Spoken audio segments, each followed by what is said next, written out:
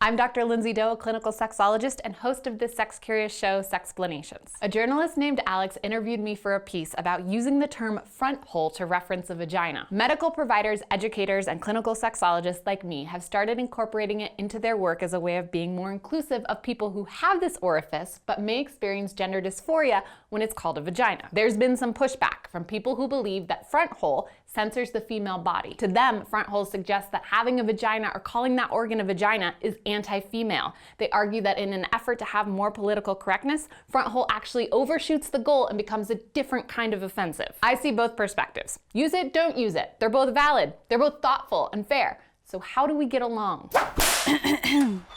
Front hole is an example of language expanding for people to express themselves. Other examples of this are words like peen, trunk butt, and queefing, words we've coined to explain our bodies and experiences better. Similarly, queer, blowjob, and now front hole are words being adapted to have new meanings. Why is this uncomfortable and for some feels like an attack on their bodies and experiences? Because we're human beings trying to sort out the way we thought the world was as it's changing. I'm an educated, open-minded, and sex-positive woman who thought there's nothing shameful about vaginas. That's what they are. A rose by any other name doesn't smell as sweet. Asking me to call it something different like front hole feels like fraud, like shame, like denial, like I'm enabling someone's anxiety. Clearly, I also struggle with new words and new meanings. Here's what helps me with the discomfort so that I can be more objective and kind.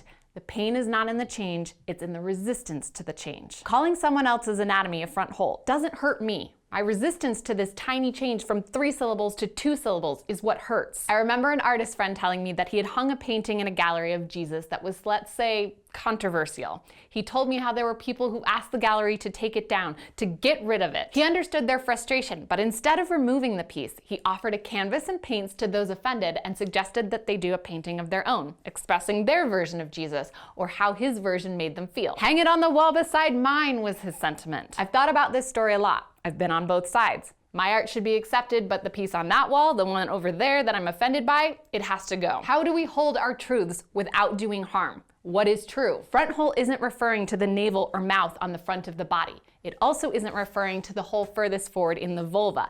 That's the meatus or the urethral opening. Front hole, aka vagina, is in the front of the back hole, the anus. Front hole isn't meant to negate vagina, the term, or vaginas as organs which some people really like. It's meant to show compassion for people who are triggered by parts of language but still need to communicate. We can make adjustments. This is a truth. Imagine talking to a kiddo about a parent of theirs who severely abused them. By definition and common language, I could say your mom or your dad, but have found that some kiddos are much more comfortable using their parent's first name or even something like mean pants when we have to talk about what happened or what's going to happen. No one is saying that the word mom is taboo and shouldn't be used. We're just inviting people to have more flexibility with what they say to do less harm, like ramps for wheelchairs, contact lenses, earplugs, nut-free factories, cage-free eggs. We can accommodate. Monitoring our words is different than censoring them. Ask yourself, who am I speaking to and what am I trying to communicate? It's worth choosing different words, new words to do less harm. Let's model for others loving language, how to fall with grace when we make mistakes, and how to treat people with kindness when they don't know what is or isn't okay to say. Then stay curious. Thank you to everyone who supports Sexplanations. Please visit sexplanations.com to learn more about where we're taking sex ed in the future and how you can get involved.